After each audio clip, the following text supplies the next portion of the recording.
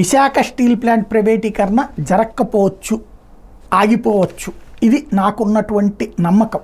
ఎందుకు అంటే ఒకటి భారతీయ జనతా పార్టీ భయపడింది ఆ విషయంలో. ఇంకోటి విశాఖలో ప్రజలే బీజేపీ కూటమిని గెలిపించారు. రెండవది అక్కడ గాజువాక ప్రాంతంలో కూడా తెలుగుదేశం పార్టీ ఘన విజయం సాధించింది. అంత మాత్రాన్ని ఆపేస్తారంటే ఆపరు. కానీ భారతీయ జనతా పార్టీ అందులో ఉండటం, ఇక్కడ దక్షిణాదికి సంబంధించిన ఇద్దరు ఈ శాఖలో ఉన్నారు. ఒకటి హెచ్డి కుమారస్వామి, మన జనతాదళకి యునైటెడ్కి సంబంధించినటువంటి కుమారస్వామి, ఇదే జేడీఎస్కి సంబంధించిన కుమారస్వామి, సెక్యులర్కి సంబంధించిన కుమారస్వామి ఇప్పుడు కేంద్ర ఉక్కు భారీ పరిశ్రమల శాఖ మంత్రిగా ఉండటం.